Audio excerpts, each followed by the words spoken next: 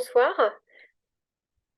Alors, je vais commencer cette présentation sur l'adaptation des traitements antithrombotiques dans la pathologie neurovasculaire par un premier cas clinique, un patient de 77 ans qui a un antécédent de cardiopathie ischémique avec pose de stent dans l'IVA 2 ans auparavant, un tabagisme actif à 40 paquets années, une hypercholestérolémie, une hypertension artérielle, une surcharge pondérale, une fracture du tibia. Ce patient est traité habituellement par Cardégique, on ne connaît pas la dose, Taor 80 mg, Coaprovel 12,5 150. Il consulte aux urgences 1 heure et demie après un déficit brachio-facial droit qui a duré 5 minutes.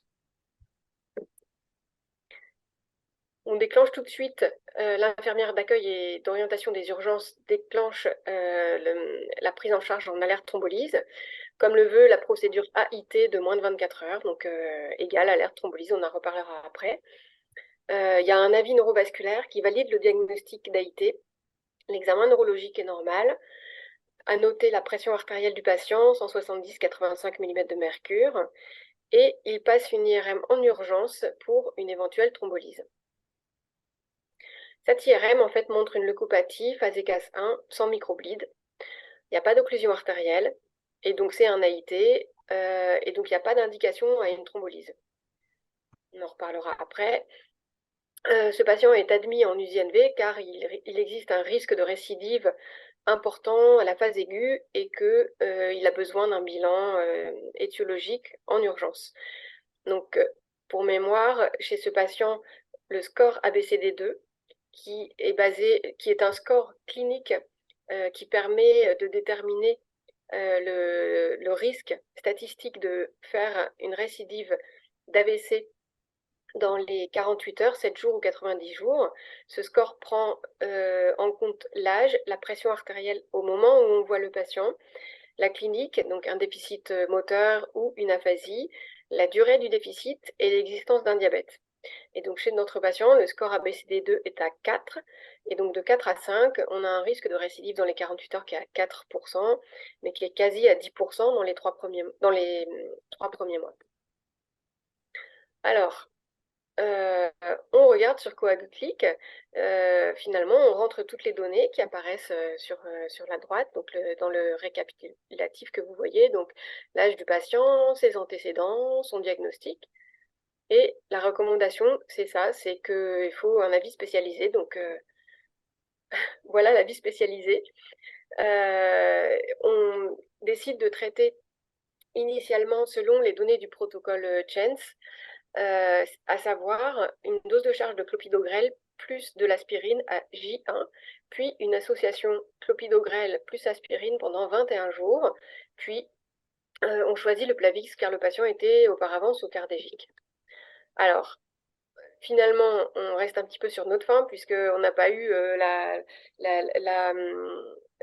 cette info lorsqu'on a mis le référentiel avec les antécédents du patient. Donc, on va voir toujours sur Coagclick les références et on tombe en fait sur les guidelines de l'ESO, European Stroke Organization, et concernant les AIT. Et donc, dans ces recommandations, on dit que le bénéfice d'une double anti-agrégation par clopidogrel et aspirine dans les 21 jours, suivant un AIT ou un AIC mineur, c'est-à-dire un NIHSS inférieur à 5, et qu'il n'y a pas de bénéfice à la double anti-agrégation à long terme. Donc ça, c'est un point qui est vraiment important, c'est-à-dire quand on prescrit une double anti-agrégation actuellement pour des raisons neurovasculaires, on prescrit toujours une date de fin. C'est pas logique de laisser un patient sous double anti-agrégation, ou alors il faut vraiment que ça soit très circonstancié, mais ça, enfin voilà. Donc on dit généralement quand ça s'arrête. Donc là, en fait, ici, on voit les courbes des analyses poolées, en fait, et qui mettent en évidence la différence en termes de survenue de risque d'accident majeur ou mineur entre la courbe aspirine et clopidogrel plus aspirine. Ici, on voit bien, en fait, que plus le temps passe, plus le risque hémorragique, que ce soit des hémorragies mineures ou majeures, augmente. Voilà, donc ça c'est la recommandation. Alors vous voyez en fait que j'ai dit, donc dans l'analyse poolée, en fait c'était NIHSS inférieur à 5, là on a inférieur à 3. C'est un débat actuellement entre 3 et 5. La définition du stroke mineur peut varier en fonction des études entre 3, 4 ou 5. Mais il faut retenir que c'est stroke mineur. Donc si on n'avait pas mis en fait que le patient était coronarien et avait eu un stent, ce qui aurait simplifié les choses, on serait tombé sur Coagulix sur cette recommandation, donc issue de la référence que je viens de vous présenter. Alors, le bilan étiologique, donc l'échographie transthoracique va montrer une hypertrophie ventriculaire gauche, une légère dilatation de l'oreillette gauche. Le patient a un Holter CG 24 heures qui montre une tendance à l'hyperexcitabilité supraventriculaire avec 890 extrasystoles supraventriculaires sur 24 heures, mais pas de FA. Un échodoppler DTSA montre une sténose athéromateuse avec une sténose qui est évaluée à 45% NA7, donc selon les critères de l'étude américaine, qui date de 98, et il n'y a pas de sténose intracrânienne. Son cholestérol LDL est à 0,8 g par litre, il a une hémoglobine glyquée à 6,1 et on lui découvre un syndrome d'apnée du sommeil. Alors, ça c'est une diapositive pour refaire le point sur les indications d'endartériectomie dans les sténoses carotidiennes symptomatiques serrées. Hein, on parle bien des sténoses symptomatiques. Et donc, lorsque en fait on compare l'endartériectomie versus traitement médical, donc cette étude qui date de 98 et qui est encore utilisée aujourd'hui, c'est vraiment la base de notre réflexion sur les sténoses carotidiennes, dit que quand la sténose carotidienne est à 70%, il y a un bénéfice à l'endartériectomie, et quand elle est à 50%, pardon, quand elle est enfin, les deux, c'est 50 et 70%, mais le bénéfice est plus important si la sténose est plus serrée. Donc l'endartériectomie est préventive. Elle ne s'adresse à un patient qu'à un patient qui a récupéré de son AVC. Évidemment que si le patient a nécrosé tout son parenchyme en lien avec la sténose carotidienne, il n'aura pas de bénéfice à avoir une endartériectomie. Donc chez notre patient qui a une sténose à 40%, on surveillera cette sténose, mais il n'y a pas d'indication à une endartériectomie. Alors ensuite, que faire pour son cholestérol? Finalement, on décide de rajouter de l'ézetimibe dans l'objectif d'avoir un cholestérol LDL inférieur à 0,7 g par litre. Donc cette cible, en fait, a été validée également par les guidelines de l'ESO. Et elle repose en fait sur l'essai TST qui a été publié en 2020 et pour lequel en fait le critère de jugement principal était infarctus cérébral, infarctus du myocarde, nouveaux symptômes coronarien avec coro urgente ou chirurgie carotidienne et enfin décès d'origine vasculaire. Et donc on voyait en fait une diminution du risque dans le groupe cholestérol inférieur à 0,7. Et donc ça s'est passé dans les pratiques quotidiennes d'essayer d'obtenir un cholestérol inférieur à 0,7. Comme on a assez régulièrement des patients âgés qui ne tolèrent pas toujours les statines, donc en fait dans TST, c'est un petit peu la suite de l'essai Sparkle. Les patients étaient sous Taor 80. Donc l'habitude est prise de mettre les patients en post-AVC immédiat sous Taor 80. Mais on a des patients quand même relativement âgés, ils ne tolèrent pas toujours cette posologie-là. Et finalement, parfois, il vaut mieux diminuer un petit peu le traitement par statine et rajouter de l'ézetimibe. Donc là, en l'occurrence, chez ce patient qui avait un cholestérol qui n'était pas catastrophique, on a décidé de rajouter l'ézetimibe et de lui laisser le Taor qu'il avait l'air de tolérer et qui aura une double action pour ses coronaires et son AVC. 3 mois plus tard, le patient reconsulte aux urgences pour une sensation de vertige et à nouveau est tagué alerte AVC. Mais finalement là, il n'y a pas d'argument pour un AIT et on lui découvre une fibrillation auriculaire. La biologie, et notamment la créatinine, est normale au moment où on voit le patient. Alors, qu'est-ce qu'on fait? On prescrit de l'Eliquis à 5 mg x 2. Il a une créate normale, voilà, il a fait un AVC, il y a une indication. Mais qu'est-ce qu'on fait du Plavix? Les recommandations, en fait, cette fois-ci de cardiologie, disent, je suis désolée, ça apparaît peut-être pas de manière très, c'est fluoté, mais disent que chez les patients qui ont une coronaropathie stable, c'est admissible de mettre les anticoagulants oraux directs en monothérapie et de surseoir à une prescription d'antiplaquettaires. Donc, même si on a ça en tête, lorsque on a ce cas de figure, évidemment qu'on reboucle toujours l'avis par le cardiologue traitant. Et donc après l'avis du cardiologue, on maintient effectivement l'hélicis seul parce que la coronaropathie est stable. Donc là, c'est pareil, dès lors qu'il y a un double traitement, double antiagrégation plaquettaire ou un cumul anticoagulant et antithrombotique, on essaye toujours de revoir à la baisse parce qu'il y a un risque hémorragique. Marie, juste une question du docteur Gobin sur le chat. La question est pourquoi finalement l'hélicis a été proposé ici par rapport à un autre AOD? Alors, bonne question. En fait, on prescrit l'hélicis parce que alors, tout d'abord, c'est en 2 prises par jour, et les études ont montré une meilleure protection, un moindre risque d'hématome par rapport à des anticoagulants comme le dabigatran, par exemple, ou le Xarelto, qui est en 1 prise par jour et pour lequel il y a un pic d'anticoagulation et un creux après. Donc, en termes de rapport efficacité et risque hémorragique, l'apixaban est préféré Ok. en post-AVC, puisque c'est la question aujourd'hui. Donc, ça me permet de passer à la diapositive suivante, sur laquelle, en fait, il y a les anticoagulants qui sont mis dans l'ordre, en fait, de préférence après un AVC. Sur le site de Coaguclic, donc en première intention, les AOT. Et puis si on ne peut pas, eh bien, les AVK.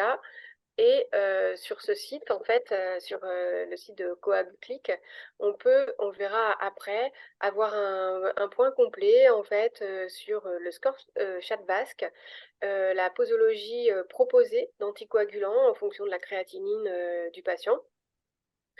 Voilà, donc là on voit en fait un rappel du score CHA2-VASc.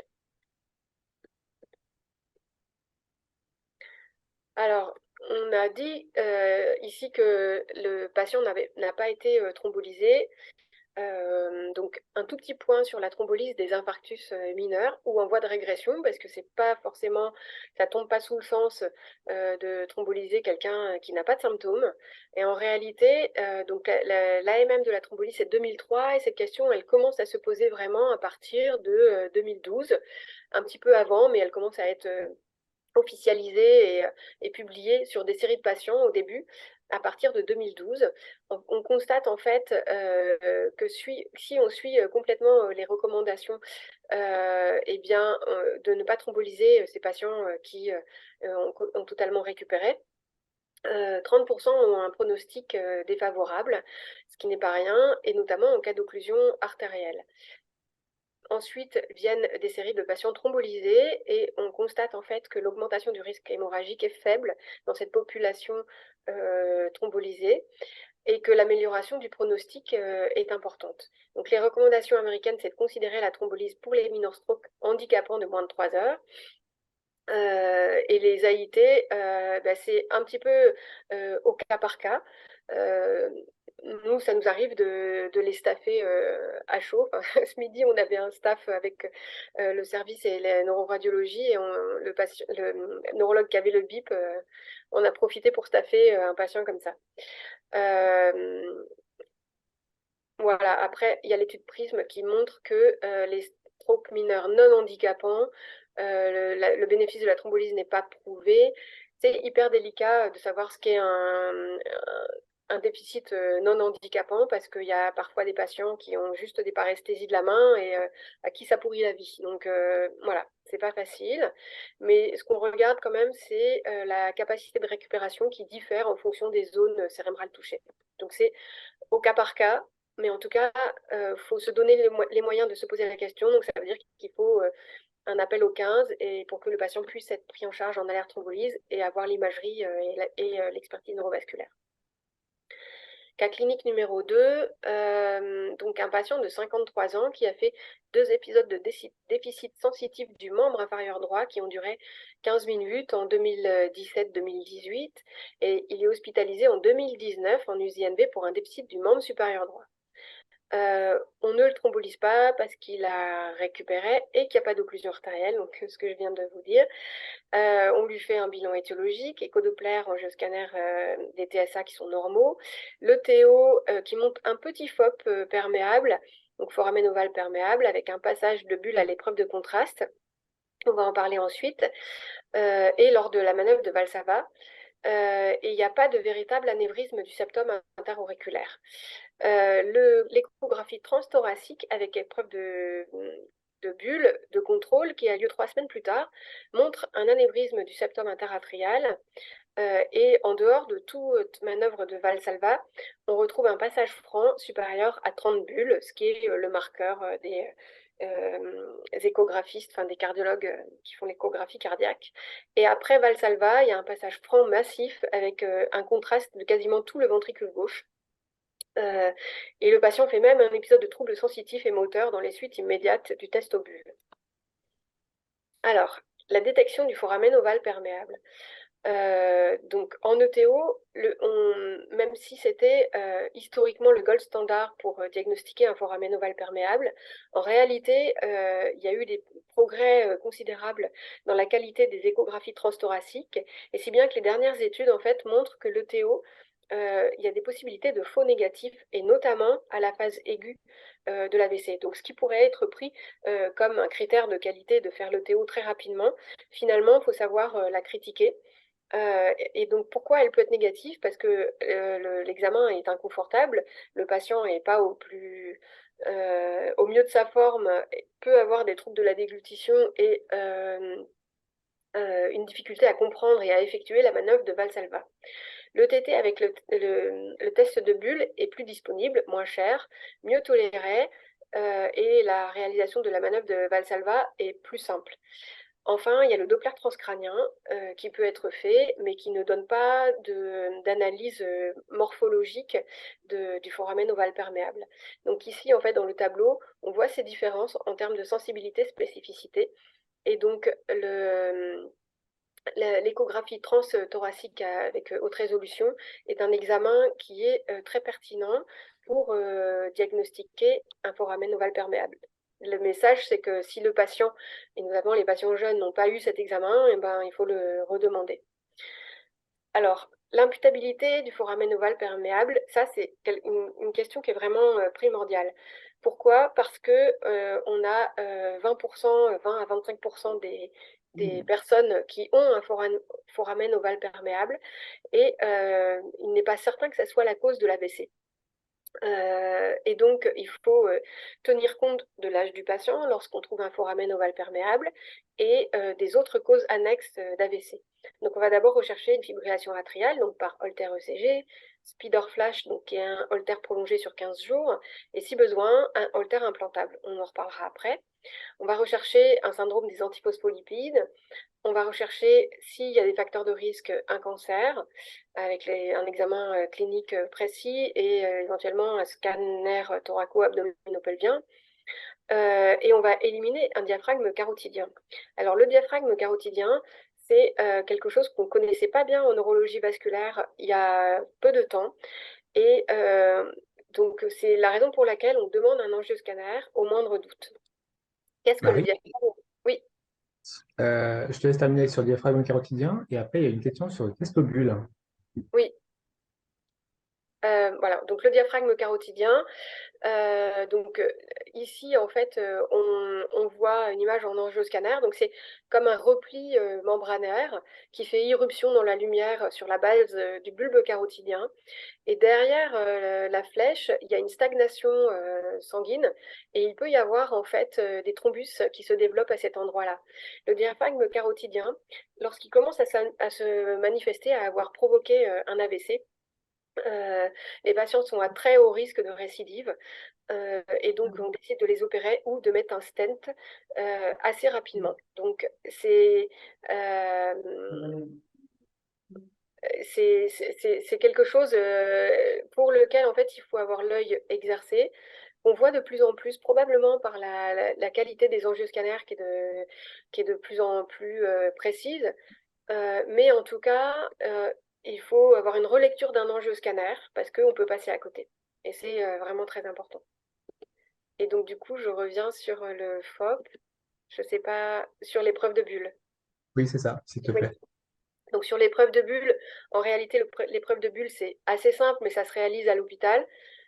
Plus par habitude, parce que ça pourrait éventuellement se réaliser dans un cabinet, mais en pratique, ça se réalise à l'hôpital. Et donc, c'est du sérum physiologique mélangé à de l'air et en toute petite quantité.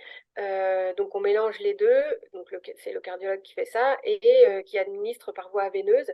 Et quand il y a un passage, en fait, inter-atrial, donc la, la communication définie par le foramen ovale perméable, donc ça met en évidence, en fait, ça fait comme un piqueté poivre et sel qui va apparaître. On voit passer les bulles au niveau de l'échographie cardiaque. Je ne sais pas si je réponds à la question. Ça me paraissait effectivement clair de le préciser, merci. Alors, pourquoi on recherche un FOP? Euh, donc, pour ceux qui ont suivi cette saga du FOP, elle a duré un peu plus de 10 ans. Il y a eu une étude donc en France close qui a montré, enfin qui a été très prolongée, pour laquelle on n'avait pas de réponse et qui comparait en fait ces patients qui avaient été diagnostiqués comme ayant un FOP Asia. On comparait l'efficacité du traitement par aspirine, anticoagulant ou fermeture du FOP. Euh, cette étude a finalement été positive et il y a eu d'autres études de par le monde qui ont été positives et qui ont été publiées en même temps et qui ont montré en fait que dans cette population d'accidents cryptogéniques, donc chez les patients définis dans toutes ces études-là comme ayant moins de 60 ans et aucune cause à leur AVC, le FOP Asia pouvait être retenu comme la cause de l'AVC et que lorsqu'on fermait le FOP Asia, donc je ne sais pas si vous voyez la courbe qu'il y a en haut, on arrive à une courbe quasi plate, on arrive en fait à un risque qui est quasi nul, donc une protection très importante. Même si le risque en fait de récidive après un FOP Asia n'est pas majeur, hein, il s'étale sur des années, mais c'est souvent des patients jeunes. Et c'est important de les protéger quand ils ont 25, 30 ans ou 40 ans, qu'à l'échelle d'une vie, ils puissent être réellement bien protégés du risque de récidive.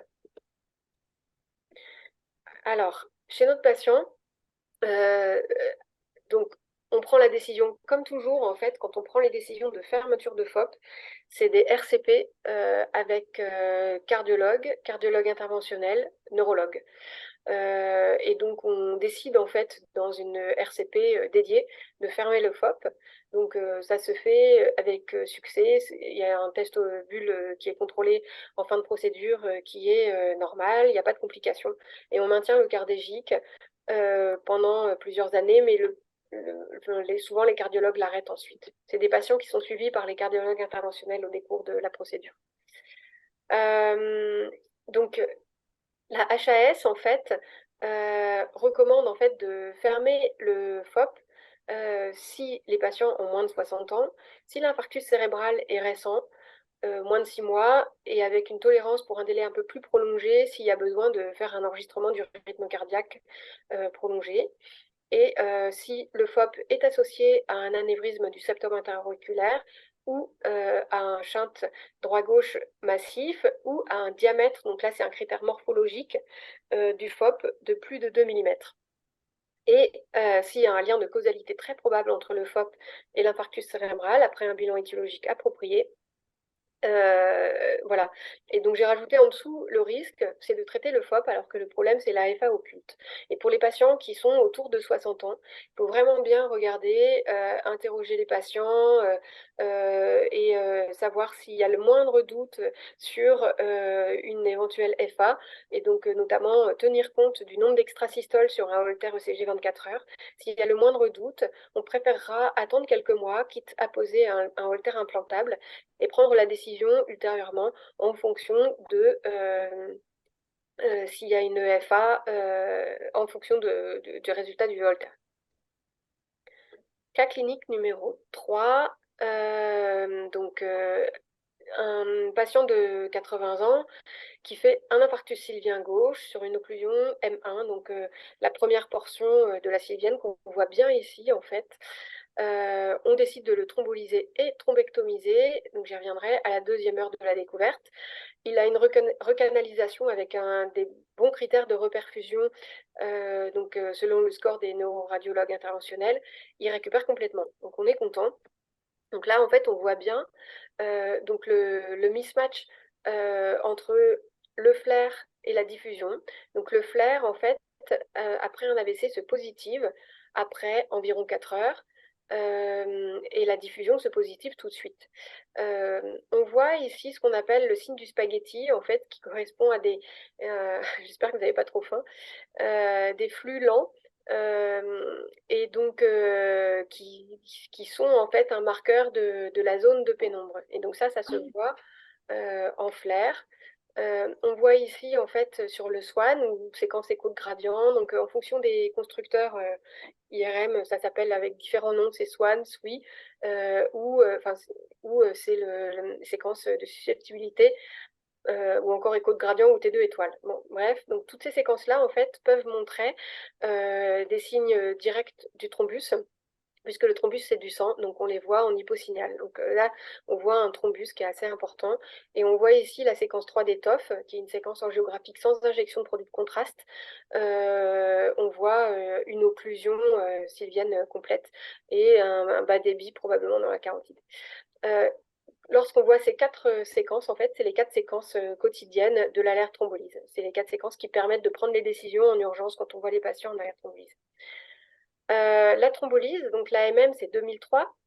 Ça commence à dater, mais c'est pas si vieux que ça. Et donc, il faut quand même avoir en tête qu'avant, on faisait rien pour les AVC, enfin en aigu en tout cas. Et donc, les bénéfices attendus, c'est 14% de patients autonomes en plus, donc selon le score de Rankin qui évalue le handicap et qui va de 0 à 6, 6 étant décédé, 0 pas de handicap, 0 à 2, c'est des patients qui vont pouvoir retrouver une autonomie et qui marchent, même s'ils ils peuvent garder des symptômes. Donc on a 14% de patients autonomes en plus, ça fait un handicap évité pour 7 patients traités. Et lorsqu'on traite les patients dans la première heure et demie, c'est 1 pour 4. Donc ça, c'est un point qui est hyper important, c'est-à-dire quand on est tôt, il faut encore plus se dépêcher. Et il ne faut jamais se dire, c'est bon, on a jusqu'à 4 heures, ou en fait, il faut toujours vraiment, vraiment se dépêcher. Les risques de transformation hémorragique, c'est 7%. Depuis 2008, on a étendu le délai de thrombolyse de 3 heures à 4 heures et demie après l'étude ECAS-3, même si on voit une légère moindre efficacité par rapport à un patient thrombolisé à la 2e heure. On garde une efficacité qui est supérieure au placebo dans la thrombolyse pour ces patients. Finalement, quand on regarde les patients, lorsqu'ils sont monitorisés par angiographie, ce qu'on ne fait pas forcément après une thrombolyse, on s'aperçoit que quand l'occlusion elle est carotidienne interne intracrânienne, hein, à chaque fois qu'on discute une indication de revascularisation, on parle de la circulation intracrânienne. Donc, pour la carotide interne, on est à un peu moins de 9%. Pour la cérébrale moyenne proximale, on est à 35% et distale 65%. Donc, c'est mieux que rien, mais c'est pas génial.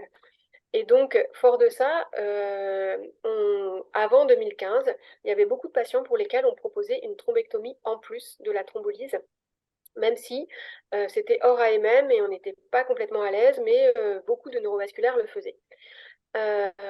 Et finalement, en 2015, il y a eu une myriade d'essais qui ont été tous publiés en même temps, qui ont fait une révolution, hein, on peut le dire, dans le domaine de la neurologie vasculaire, et qui ont montré en fait que lorsque on faisait thrombolyse plus thrombectomie, on doublait l'efficacité de la revascularisation.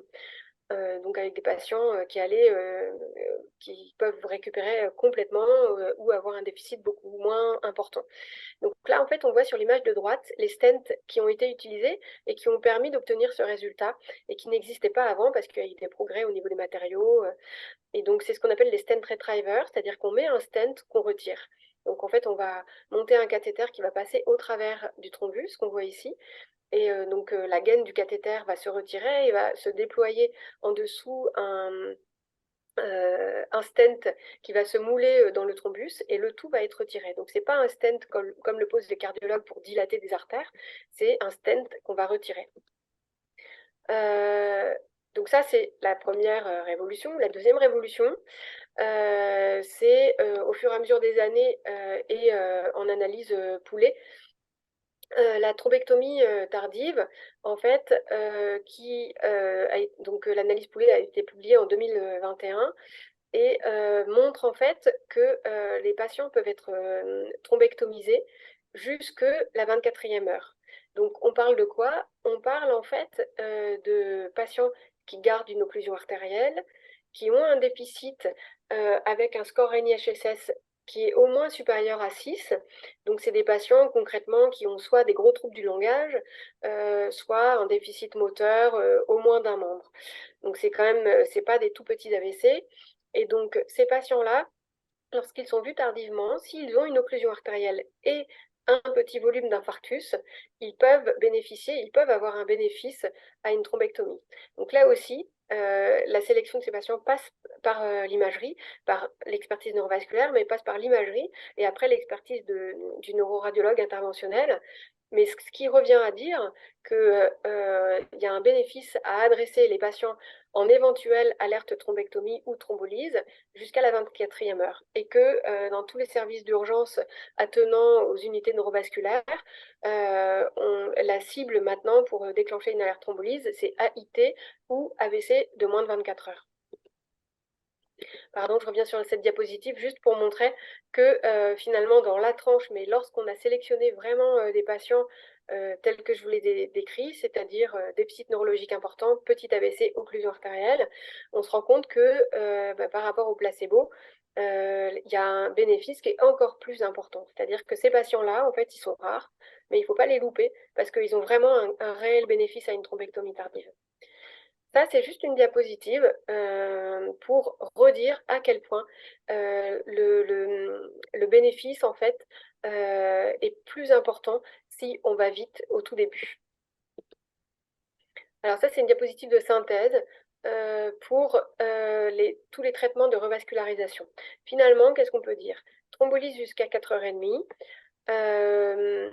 Il y a une étude, on n'est pas parlé là, mais il y a une étude qui montre qu'on peut thrombolyser jusqu'à la 9e heure si le volume a un faible, si l'infarctus a un faible volume. Je vais y arriver.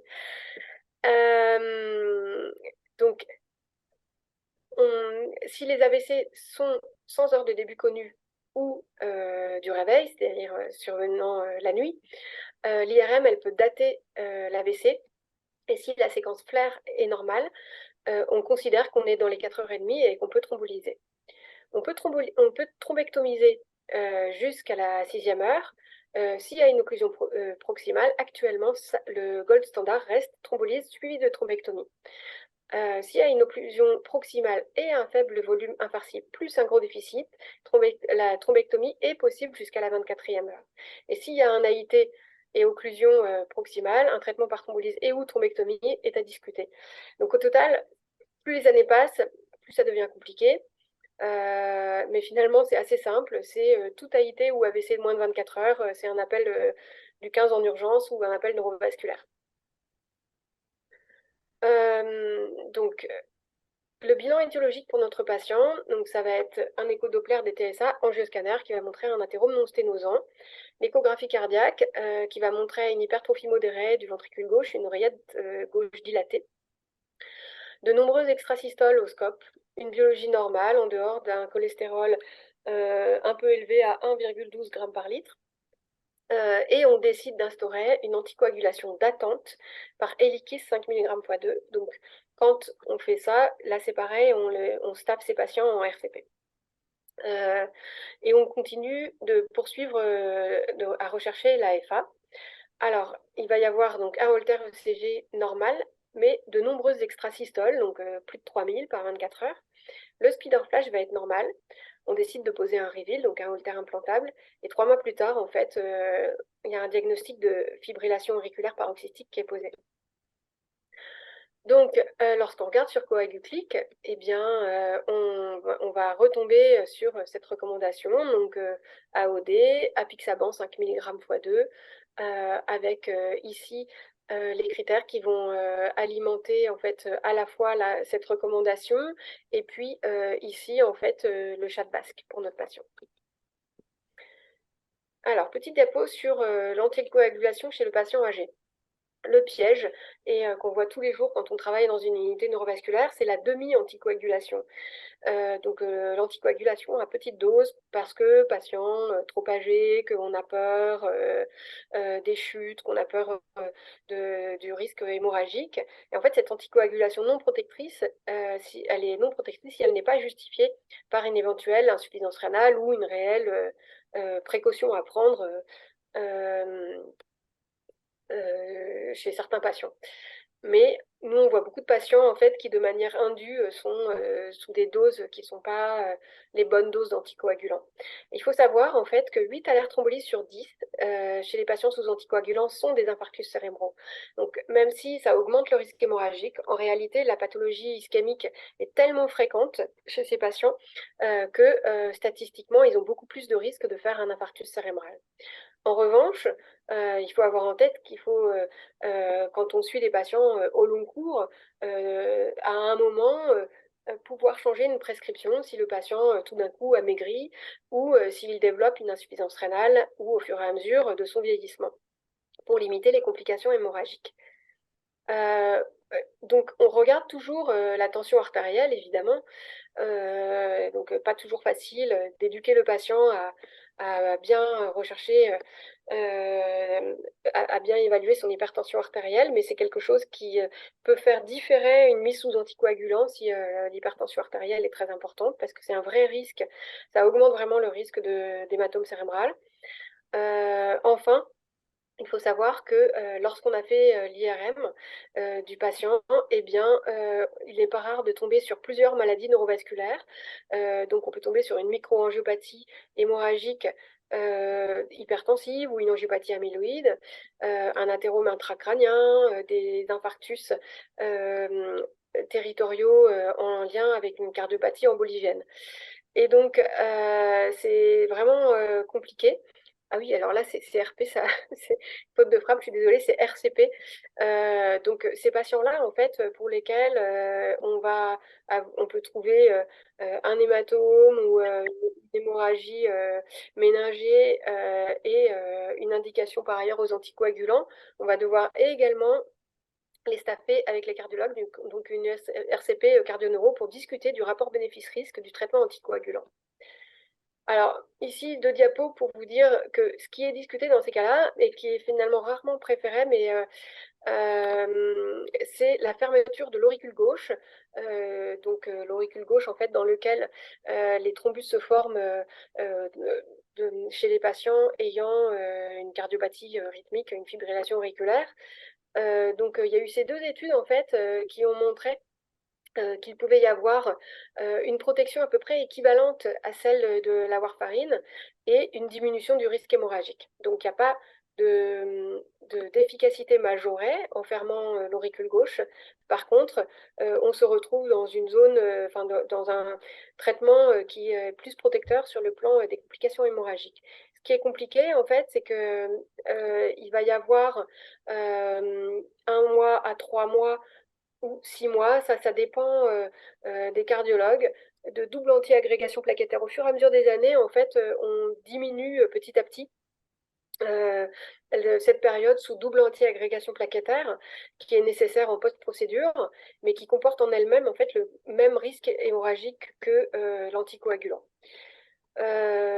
Et donc, les guidelines, en fait, c'est de l'ESO, c'est de considérer en fait la fermeture de l'auricule gauche dans une RCP et voilà, au cas par cas.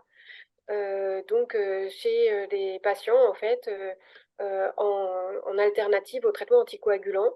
Et l'indication qui est retenue par la HAS, c'est des patients qui sont en FA non valvulaire, qui sont à haut risque thromboembolique, donc un score CHA2 à supérieur ou égal à 4, et ce qui n'est pas toujours le cas. En post-AVC, on a déjà 2 points, donc là, il faut rajouter 2 points. Donc, des fois, on a un score CHA2 à 3. Et donc, du coup, on n'est pas dans les clous par rapport à ce qui est une indication reconnue et une contre-indication formelle permanente aux anticoagulants validée par un comité pluridisciplinaire. Alors, donc vous avez vu en fait chez ce patient qu'on avait mis sans preuve au début les anticoagulants. Donc ça m'amène à vous parler du concept d'ESUS, donc embolique stroke d'origine indéterminée, et du traitement AOD dans ces cas-là. Et donc, en fait, la grande question, c'est est-ce que ces ESUS sont des patients qui ont une FA occulte? Donc c'est une question qui est pas simple, qui pour l'instant, il n'y a pas de réponse. Mais donc je vais quand même apporter certains éléments. Donc il faut savoir que la FA est responsable d'un tiers des infarctus cérébraux, et plus on avance en âge, plus on augmente la cohorte de patients qui ont une FA causale.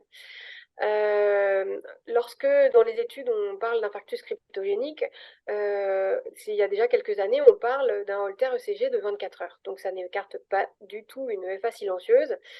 Et donc, il y a cette étude en fait publiée en 2017 qui a montré que la FA a été détectée par un Holter 24 heures dans 2 à 3% des infarctus cryptogéniques versus 30% avec un monitoring beaucoup plus prolongé. Donc, fort de ça, il y a des essais qui se sont développés sur les AOD, puisqu'on a vu qu'il y avait moins de risques hémorragiques avec les AOD qu'avec les AVK.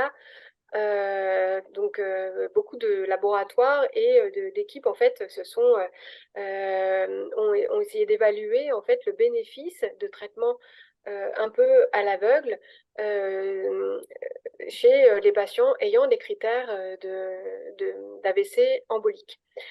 Donc il y a eu Navigate ESUS en fait qui a été publié en 2018 dans le New England et qui a été négatif. Donc déjà ça c'est la première déception. Mais en fait, dans cette étude, les patients, comme on avait peur du risque hémorragique, étaient à 15 mg de Xarelto. Donc on sait très bien que ce n'est pas suffisant lorsque c'est donné de manière indue. Donc première critique. Et puis finalement, dans cette étude, les patients qui avaient une oreillette gauche dilatée, ils faisaient un petit peu moins de récidive dans le groupe Rivaroxaban. Il y a eu ensuite l'étude Respect ESUS, donc publiée en 2019, qui a montré en fait, donc là aussi négatif, mais qui a montré une tendance à avoir des résultats en faveur du traitement par dabigatran chez les plus de 75 ans. Donc dans une tranche de population peut-être plus susceptible de développer de la fibrillation auriculaire. Et enfin, qui a été discutée au congrès de l'ESO en 2023, il y a eu l'étude Arcadia, pardon, et qui a montré, en fait, elle testait le concept d'ESUS, de traitement AOD chez les patients ayant des critères d'ESUS et un marqueur de cardiopathie atriale, mais sans fibrillation auriculaire. Les marqueurs de cardiopathie atriale dans cette étude, c'était l'oreillette gauche dilatée ou un BNP élevé ou des marqueurs ECG de cardiopathie atriale. Cette étude est négative. Mais en fait, on a un taux qui est à moins de 2% de patients qui réellement avaient une dilatation de l'oreillette gauche et un taux plus important de patients ayant un BNP plus important dans le pool de ceux qui étaient retenus comme ayant une cardiopathie atriale et inclus dans l'étude. D'autre part, la durée du suivi est inférieure à 2 ans. Quand on voit en fait quand on suit les cohortes de patients, on voit en fait qu'il y a beaucoup de patients qui ont fait un AIT ou un AVC et qui 5 ans, voire 10 ans plus tard, vont faire un vrai AVC et démasquer leur FA à ce moment-là. Et donc c'est une question pas évidente, et en tout cas le suivi de 2 ans est probablement pas complètement déterminant. Et la vraie question, c'est quel est le marqueur à retenir pour la cardiopathie atriale. Et en tout cas, du coup, actuellement, on prescrit avec précaution, il faut vraiment circonstancier la prescription quand on prescrit une anticoagulation d'attente, mais on ne ferme pas la porte et on la prescrit encore. Donc, qu'est-ce qu'on peut attendre de l'échographie cardiaque sur cette question pour nous guider? Donc, on mesure l'oreillette gauche. Donc, le volume en fait qui est le plus reproductible et qui est reconnu, c'est le volume indexé. Et on dit qu'il est augmenté au-delà de 22, plus ou moins 6, donc plutôt au-delà de 30. Et clairement, quand on tombe sur des volumes à 50, 60, ce qui arrive, même si c'est 60 est un peu plus rare, c'est un vrai marqueur de cardiopathie atriale.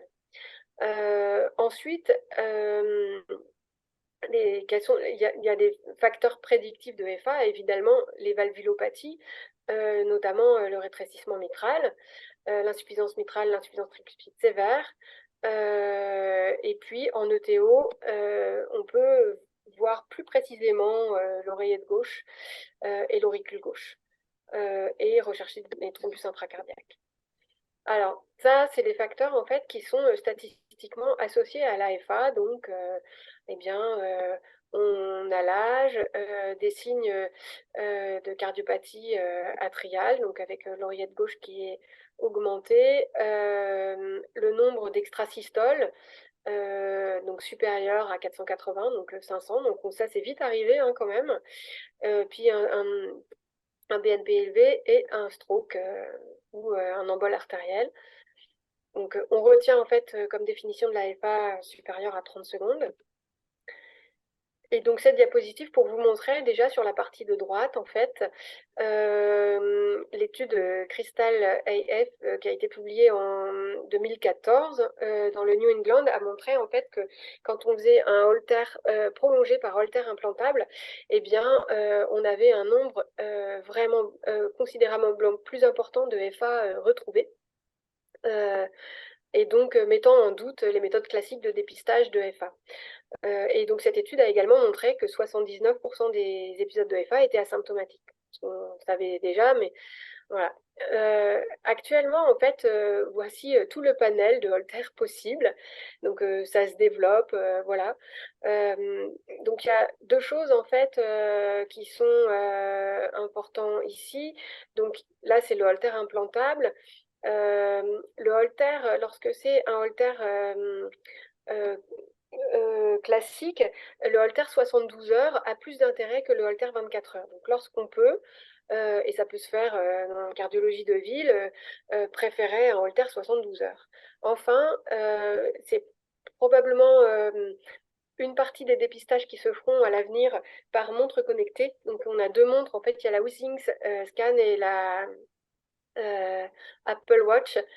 Ces deux montres, en fait, pour lesquelles la communauté de cardiologie s'est prononcée en fait en faveur de ce type de dépistage.